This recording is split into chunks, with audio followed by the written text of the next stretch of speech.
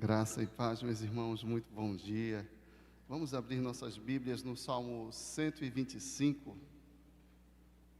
Eu lhe convido a acompanhar a leitura que eu vou fazer desse texto.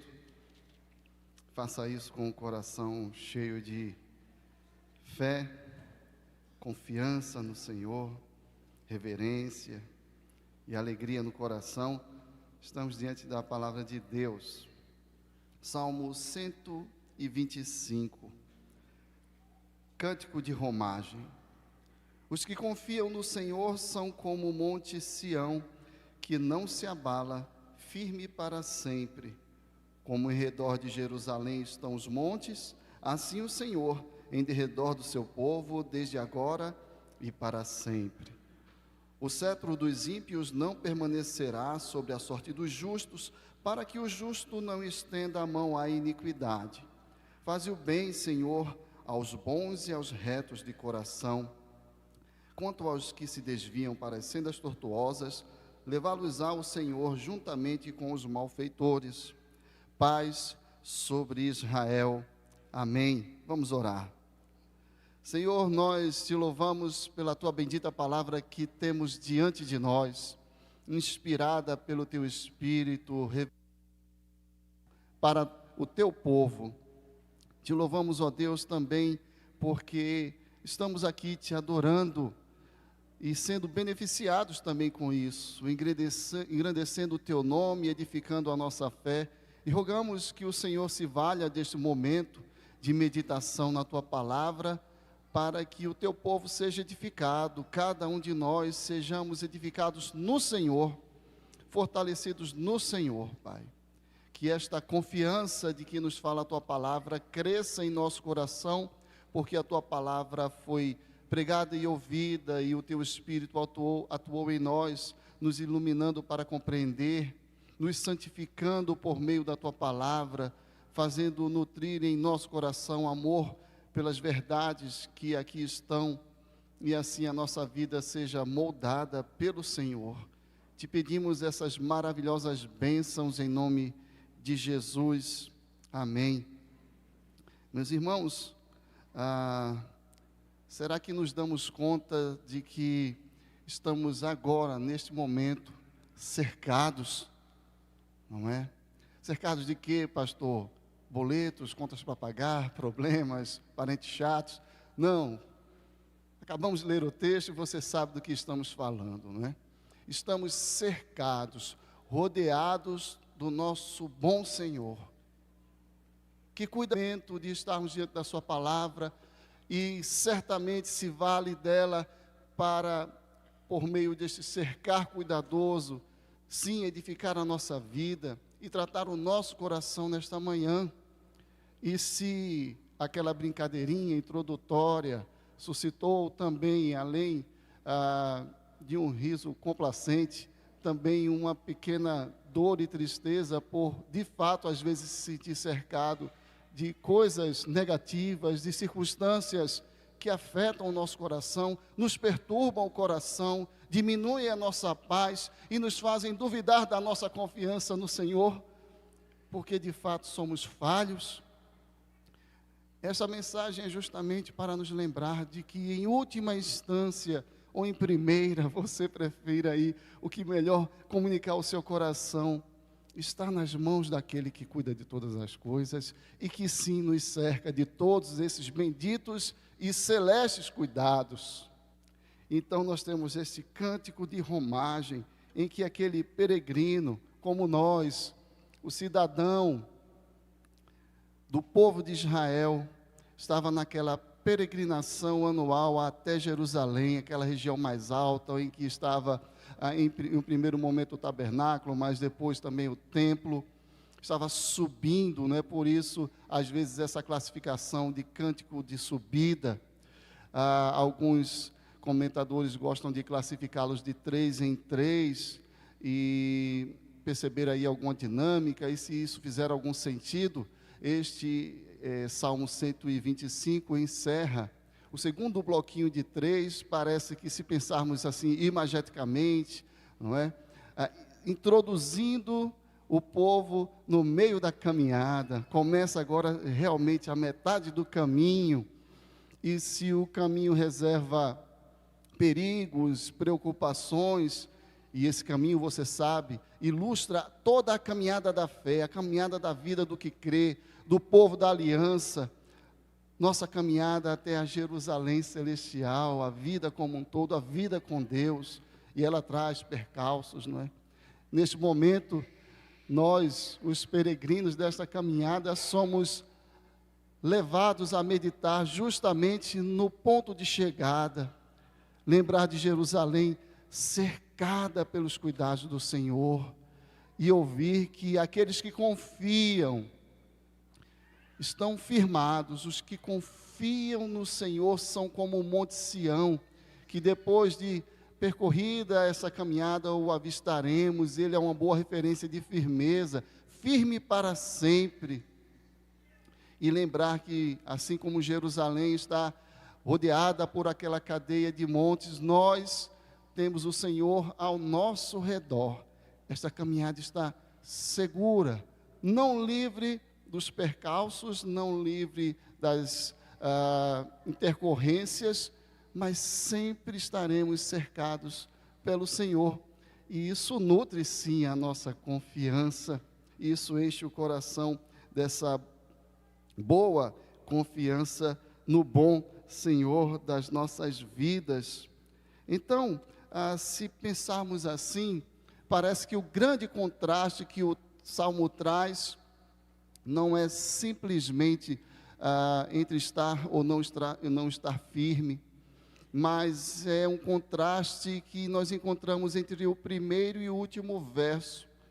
No primeiro verso é falado, ou o salmista nos traz a imagem daqueles que confiam no Senhor, e o grande contraste dos que confiam no Senhor se encontra no verso 5, os que se desviam para sendas tortuosas. O contraste está entre confiar ou desviar-se. E os que confiam no Senhor são descritos como aqueles que estão firmados, como um monte, e aqui o Monte Sião, que tem esse significado tão especial para nós. Portanto, se queremos investir mais nesse contraste, parece que os que confiam no Senhor estão firmados, os que se desviam para sendas tortuosas, o Senhor mesmo nos levará juntamente com os malfeitores. Os que confiam no Senhor de um lado, os que se desviam do outro. Os que confiam no Senhor são como o Monte Sião firmado para sempre, porque Deus o firma. E aqueles que se desviam para sendas tortuosas, levá-los ao Senhor juntamente com os malfeitores. Então o contraste é entre confiar e se desviar, permanecer firme porque Deus firma, ou ser levado por esse Deus mesmo, que tem em suas mãos os destinos eternos, ser levado com os malfeitores. Assim nós somos lembrados então que o salmista não está simplesmente dizendo que o céu é coisa para gente que nunca se abala, ou que não sente os impactos das intempéries da vida. Não, mas é daqueles que estão firmados no Senhor, porque Deus mesmo os firma. O que o Salmo está dizendo é que nós temos um firme fundamento para confiar. Portanto, não é uma ode à confiança, um louvor à nossa fé ou à nossa firmeza. Se alguém está sendo homenageado aqui, se existe uma ode, é ao Deus confiável, ao Deus fiel, que Ele mesmo é o fundamento para que possamos estar firmes ou firmados nele. Portanto, não é um cântico simplesmente sobre confiança, mas é um cântico sobre o confiável, o nosso confiável Deus. E assim os que nele confiam, porque Ele é quem é, confiável assim como é, estes têm um bom fundamento. E a estes faz sentido o incentivo. Permaneça firme, continue, creia, confie, porque Ele é confiável. Então esse contraste entre o verso 1 e o último verso, e também a consideração de toda a dinâmica, não é, deste salmo, nos levam a pensar que é justamente esta a exortação. Confie em Deus, porque Ele é confiável. E sabendo que Ele é confiável, justamente porque Ele assim é, nós podemos confiar nesses aspectos que o salmista passa a destacar deste Deus tão confiável. Por exemplo, a partir agora do verso 2, confiar em sua proteção, que já é prenunciada no verso 1, que nós consideramos aqui para estabelecer que a ideia central é mesmo que Deus é confiável e assim nós podemos confiar.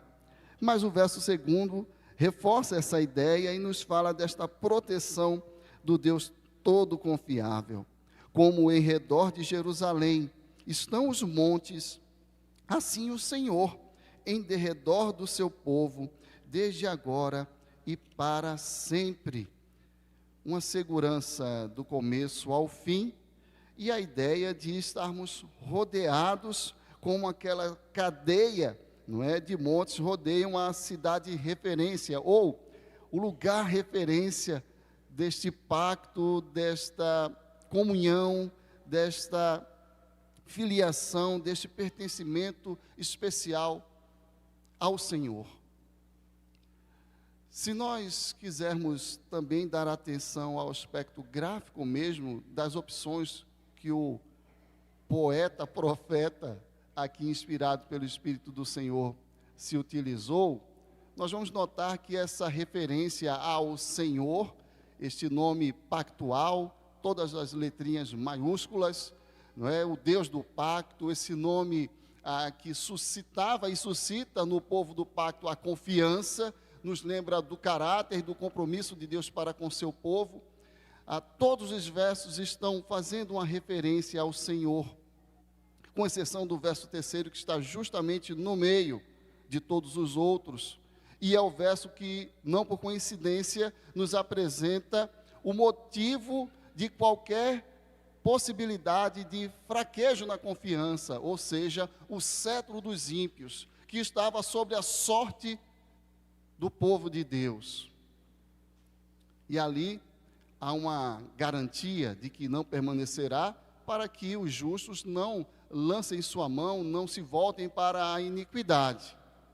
Então parece que aquele versículo que aponta a ameaça está colocado entre todos os outros versículos, ou todos os outros versos do poema, que falam da confiança no Senhor, ou que falam melhor do Senhor, o Deus do pacto, todo comprometido, o firme fundamento desta confiança, de modo que a ameaça é que está cercada. E em redor de Jerusalém está este Deus todo-poderoso, cuidador do seu povo, e que o cerca com os seus cuidados. O Senhor em derredor do seu povo. A NVI deu um salto interpretativo e preferiu traduzir assim: o Senhor protege o seu povo, porque esta é a ideia que está ali mesmo. O Salmo 34, verso 7, nos diz que o anjo do Senhor se acampa ao redor dos que o temem e os livra. Então, se considerarmos que talvez, não é, muito provavelmente, alguns comentadores apostam muito nisso, que o contexto específico, que o Salmo não traz, não nos dá essa informação, mas é uma probabilidade boa, não é?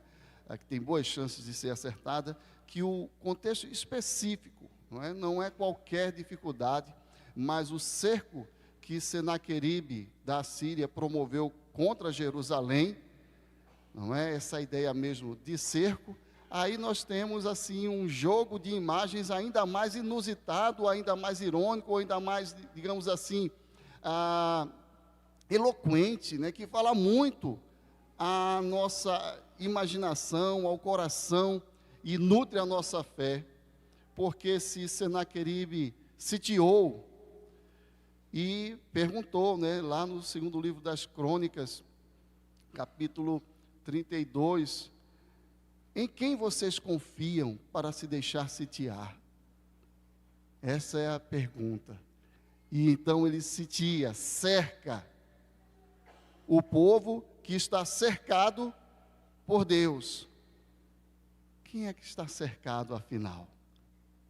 Quem caiu num cerco, senão o opressor? Então nós podemos confiar, ainda que as circunstâncias nos cerquem, elas caíram no cerco do Senhor, que está em derredor de nós. Óbvio que isso é aplicável a tantas outras situações, e nós não dependemos que o contexto imediato, que digamos assim, provocou a autoria do Salmo, tenha sido o cerco de Senaqueribe. Nós sabemos que circunstâncias sobrevêm, e pode ter sido qualquer outra circunstância na história do povo de Israel. Em todos esses casos, estamos lembrados de que, se parecer ao olho humano que estamos cercados, está evidente ao coração que confia que quem nos rodeia com seu santo cuidado é o Senhor, o Deus pactual, o Deus que nos escolheu para seu povo, e que nos lembra que os recursos humanos são falhos, e que, como fomos advertidos no começo deste culto esta manhã, depositar a confiança no braço falho do homem é caminho de maldição. Bendito o homem que confia no Senhor, porque Ele é a nossa esperança última, primeira, definitiva. E é isso que o povo está sendo lembrado enquanto caminha. E é disso que eu estou sendo lembrado esta manhã, nesta caminhada, junto com você, de que estamos indo para lá. No meio do caminho, nos vemos no meio de desafios. Mas todas essas circunstâncias estão debaixo da mão poderosa daquele que nos cuida. Ele as cerca todas, porque Ele é o Deus que está em derredor do seu povo. Essa verdade precisa ser nutrida, então nós devemos confiar nesta proteção.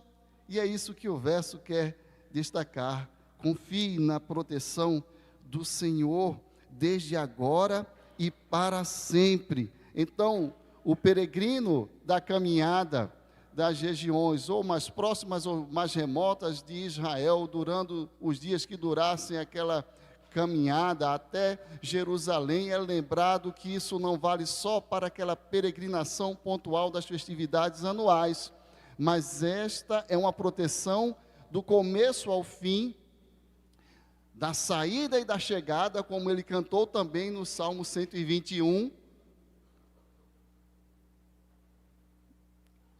da saída e a chegada até a Jerusalém celestial, da saída e da chegada de toda a caminhada da fé. Ele está cuidando de tudo. E aí nós lembramos que os que confiam no Senhor permanecem firmes, porque esta proteção também garante isso. E nós temos aqui um excelente fundamento para a doutrina que confirmamos, repetimos, subscrevemos e ensinamos, da perseverança dos santos, ou, se você preferir, da perseverança nos santos, né? Que Deus persevera em nós, ou nutre em nós tudo que em nós é necessário para perseverarmos na fé e continuarmos confiando, do começo ao fim, desde agora e para sempre, da saída à chegada. Bem, e assim, o verso de número 3, que já está sendo mencionado nessas considerações, não é? Nos fala também da providência, não é? Se Deus está protegendo o seu povo com vistas a esta chegada, certamente Ele providenciará tudo para que esse povo permaneça firme. E o verso 3 parece apontar com muita clareza para esta verdade. Então, o Deus confiável é um bom fundamento para confiarmos na sua proteção, ou por causa desta proteção, e também descansarmos o nosso coração e confiarmos nessa providência. O verso 3: o cetro dos ímpios não permanecerá sobre a sorte dos justos. Bem, a ideia aqui é que Deus, como nós vimos, cerca os próprios que cercam o povo, não é? Deus tem os ímpios em suas mãos e Ele intervirá. O povo está reconhecendo que sim, tem os desafios diante de si, o cerco está posto, o cetro que representa o poder, o ditar, o conduzir as circunstâncias, é um cetro limitado. Limitado não só no tempo, em algum momento Deus vai pôr cabo àquilo que está acontecendo, mas limitado em termos de sua abrangência, de até onde ele pode ir, não só quanto tempo durar. E o limite é não perverter o coração do povo do Senhor. Deus vai intervir justamente para que o justo não lance sua mão, não se volte para a iniquidade. Porque o que está em jogo são os propósitos eternos daquele que nos escolheu desde antes da fundação do mundo e tem propósito para nos santificar, para nos conformar à imagem do seu Filho, para cumprir a promessa de nos proteger, inclusive de nós mesmos, como bem nos lembrou o reverendo Leandro, na consideração daquele texto inicial. Se há alguém que deve ser duvidado e que não deve contar com a confiança do nosso coração, somos nós mesmos. O texto nos adverte da insegurança do nosso coração, apressado, precipitado, inclinado, sim, também à iniquidade. E esse Deus que nos regenera, que nos dá um novo coração, cuida para que nós não nos desviemos desse caminho. E aqui nós temos a providência do Deus que intervém justamente por causa desse compromisso. Há pouco mais de 1 ano e meio, 2 anos, nós tivemos uma série de estudos sobre a providência de Deus. E parece-nos que uma boa forma de entendê-la e explicá-la, não é, uma boa definição de providência, à luz dos textos bíblicos, dos nossos símbolos de fé, seria, digamos assim, a sujeição, ou o uso, a condução, o empenho ou o emprego.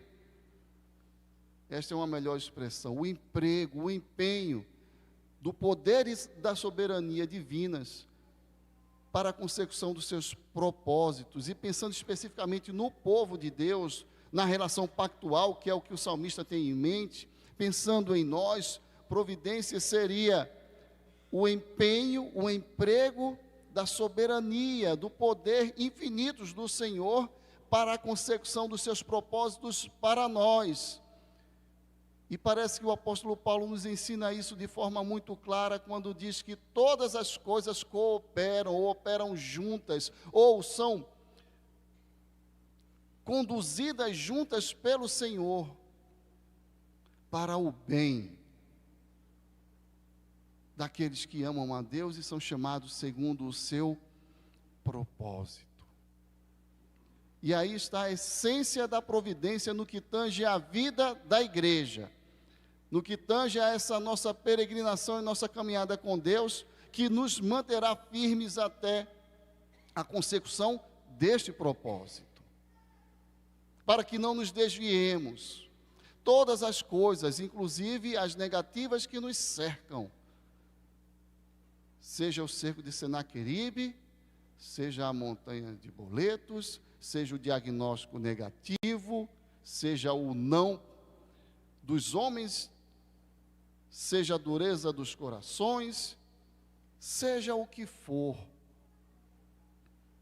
essas coisas estão sob o domínio, sob a soberania de Deus, e Deus faz com que haja uma consecução de todas essas circunstâncias, com vistas ao nosso bem, e não ao nosso mal. E que bem é esse de que nos fala o apóstolo? Romanos capítulo 8, versos 28 e 29, e no verso 29, ele nos explica qual é o bem a que se refere.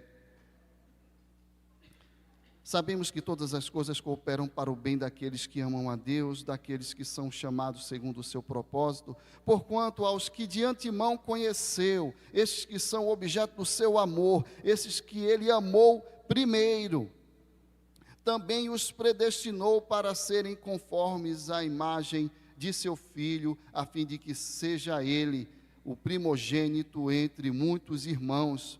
E é por isso que as certezas do verso 30 estão garantidas. Deus está movendo todas as coisas, mundos e fundos, tudo que há, todas as circunstâncias da nossa vida, tudo que nos acontece, Deus está movendo para nos assemelhar a Cristo. E o que é o cerne da aliança, se não Deus nos tornar seus filhos através do Filho, e nos assemelhar a este Filho bendito, pela ação santificadora do seu Espírito, de modo que, verso 30, conclui esta lógica, e aos que predestinou por causa deste amor, a estes também chamou, e aos que chamou, a estes também justificou, e aos que justificou, a estes também glorificou, da saída até a chegada, desde agora e para sempre, Ele está cuidando providencialmente, para que isto se torne uma verdade em nossa vida. Então nós podemos confiar, não só porque Ele nos protege, mas porque Ele também promove, a sua providência está atuando com este propósito, para que inclusive você não caia. Eu posso, e aí por mais que pareça redundante ou inusitado, eu posso confiar que vou confiar, porque o Deus todo confiável está empenhado em nutrir inclusive a minha confiança nele, e Ele vai cuidar para que essas circunstâncias todas sejam um instrumento de aperfeiçoamento e não de queda. Não vos sobreveio tentação que não fosse humana, mas Deus é fiel, confiável, e não permitirá que sejais tentados além das vossas forças. Pelo contrário, juntamente com a tentação, vos proverá livramento, de sorte que a possais suportar, para que o justo não estenda a mão à iniquidade. Ele está cuidando de todas as coisas. E os desafios à nossa confiança são para que ela saia fortalecida, porque a provação da vossa fé, uma vez confirmada, produz perseverança. E é por isso que, de acordo com Tiago, nós devemos nos alegrar, inclusive, com essas circunstâncias que trazem dor e tristeza, chamadas provações.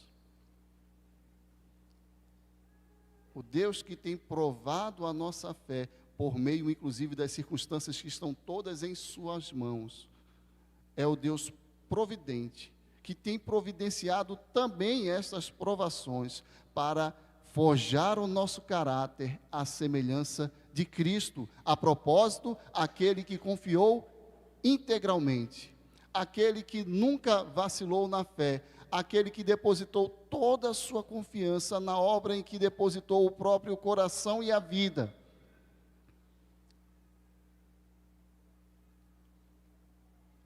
Aquele que é o autor e consumador da nossa fé, e fé não só como o bojo, o arcabouço, o conjunto das afirmações em que acreditamos, mas fé mesmo no sentido de confiança pessoal em Deus.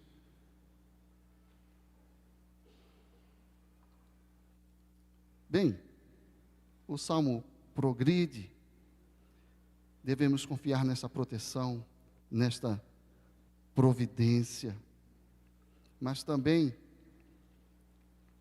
devemos confiar nas bênçãos pactuais que acompanham esse cuidado. E é assim que nós somos incentivados à oração, pelo exemplo da oração do próprio salmista.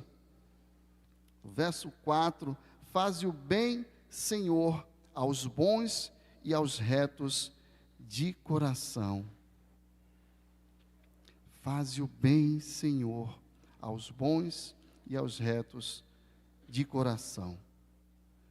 Meus irmãos, o termo aqui, que nossas traduções apresentam como bem, ele se repete ao se referir aos bons. E é a mesma expressão que surge, por exemplo, no primeiro verso do Salmo 133, quando diz que é bom e agradável para Deus que os seus filhos vivam em comunhão. É uma referência às bênçãos decorrentes de sermos o povo da aliança. É aquilo que é dito no final do Salmo 23, quando Davi professa aquela confiança, aquela fé de que a bondade o seguiria sempre. É a mesma expressão que Davi também, quando ouve de Deus, naquela ratificação, naquela certificação da aliança de 2 Samuel capítulo 7, quando diz que se alegra com todo aquele bem que Deus está proferindo sobre ele. É disso que o salmista está falando. Ele está pedindo: Senhor, abençoa-nos com as bênçãos da aliança. Senhor, faz isto mesmo. Faz com que todas as coisas em nossa vida fortaleçam a nossa fé. Faz de nós, sim, teu povo. Coloca, assim, em nós o coração de carne e tira o coração de pedra. Faz-nos mais santos. Faz-nos mais abençoados, como temos ouvido ao longo da exposição da carta aos Efésios. Faz isto mesmo, Senhor. Nos abençoa com toda sorte de bênção espiritual. Nos abençoa com a eleição com que nos alcançaste. Nos abençoa, Deus, com a perfeita obra de Cristo que nos redime e que nos remiu. Aumenta a nossa confiança e alegria nisso, Senhor. Nos dá essa certeza que o teu Espírito é o penhor, é a garantia.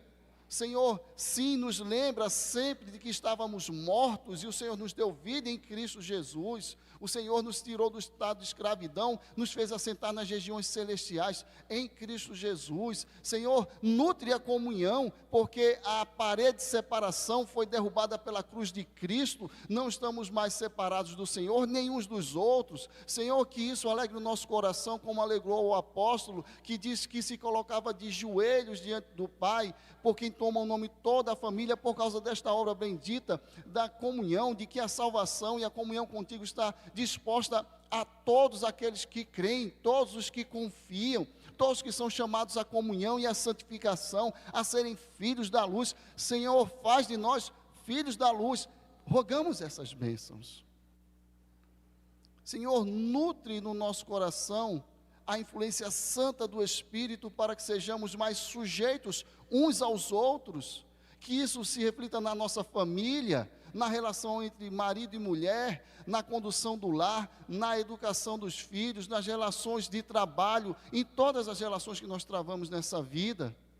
E como vamos ouvir hoje à noite, não é? Que continuemos firmes em quê? Nesta confiança no Deus confiável.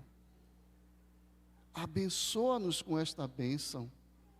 Faze o bem aos bons, àqueles em que o Senhor enxerga essa bondade, porque o Senhor mesmo opera, porque nos trouxestes para a aliança contigo.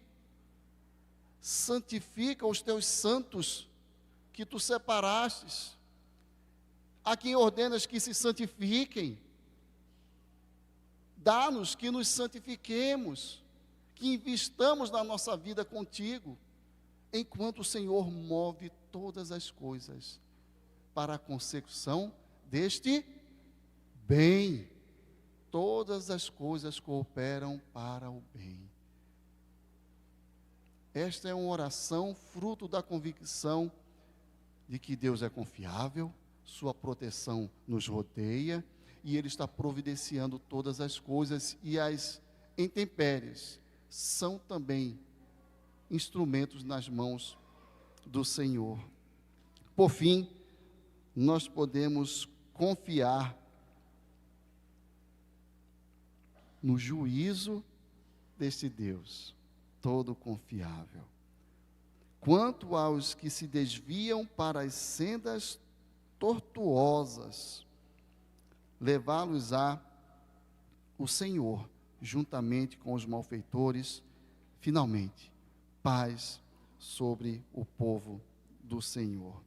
Os que se desviam para sendas tortuosas, que contrasta, como nós vimos no começo, com os que confiam no Senhor, com os protegidos do Senhor, do verso 2, com os preservados na justiça, do verso 3, contrasta também com os bons que recebem o bem, do verso 4. Estes que não são, portanto, os que confiam no Senhor, não são, portanto, aqueles que o Senhor tem protegido, preservado na justiça e a quem tem feito o bem. Os que se desviam não eram dos nossos, porque se tivessem sido dos nossos, teriam permanecido conosco. Todavia eles se foram para que ficasse manifesto que nenhum deles é dos nossos, como nos lembra o apóstolo, primeira carta de João, capítulo 2, verso 19. O texto não está falando de crentes verdadeiros que descreram, de gente regenerada que anulou a obra do Espírito Santo, que anulou o novo nascimento. Não. O texto está falando daqueles que ouvirão do Senhor naquele dia: apartai-vos de mim, nunca vos conheci, vocês que praticam iniquidade, que não são os que confiam no Senhor, não são os protegidos do Senhor, não são aqueles objetos dessa providência que os santifica, não são aqueles a quem o Senhor faz o bem. Levá-los ao Senhor juntamente com os malfeitores, e não precisamos de grandes explicações para concluir que o texto fala de condenação final. Podemos confiar que Ele cuidará de todas as coisas, da saída até a chegada, todas elas, de modo que também a justiça está aqui. E se há circunstâncias do presente que parecem duvidar da justiça de Deus, elas não prevalecerão no seu juízo. Ele vai fazer prevalecer toda a justiça. Isso é uma advertência, claro, para que não nos acomodemos, para que permaneçamos, e essa é uma das circunstâncias, esse é um dos elementos, essa é uma das muitas coisas que Deus faz concorrer para nos talhar o caráter, forjar o nosso coração à semelhança de Cristo, são as advertências. Não abandonemos esta confiança, porque o fim é a condenação eterna. Isso não quer dizer que o crente verdadeiro poderia descrer, mas é para nos lembrar, e esse é um grande incentivo e uma grande lembrança. O que aguarda os que não creem, os que não confiam, os que estão fora dessa relação, é a condenação eterna. Em Cristo nós temos o cumprimento desta confiança, nós temos a concretude desse Deus confiável naquele que deu conta de toda a obra, daquele que desde a eternidade assume as implicações e os preços todos implicados de ser Deus todo confiável. Aquele que assume o preço de nós não correspondermos às condicionantes da aliança. Se diligentemente ouvirdes a minha voz e guardardes a minha aliança, então vocês vão ser meu povo santo, minha propriedade peculiar. E nós sabemos que não cumprimos. Mas o apóstolo vem e nos lembra: aquilo que Moisés falou é verdade sobre nós. Nós somos, sim, raça eleita, sacerdócio real, nação santa, povo separado, propriedade peculiar, diferenciada, exclusiva de Deus, a fim de proclamarmos as virtudes daquele que nos chamou das trevas eficazmente para a sua maravilhosa luz. E sabemos que isso só é realidade em nós porque Cristo, o único confiável, cumpriu todas as implicações da quebra da aliança por nossa parte, recebeu a punição do nosso pecado. Por outro lado, cumpriu todas as exigências que nós não cumprimos, e a sua justiça nos é concedida. Recebemos de presente. Ele está cuidando de todas as coisas, foi preparar lugar e podemos confiar. Esse é o Deus em que cremos, de quem estamos cercados nessa manhã. Que isso nutra o nosso coração, que isso nos firme, e não nós mesmos. Que o nosso firme fundamento seja o Deus todo confiável, para a glória dele e para o nosso bem. Meus irmãos,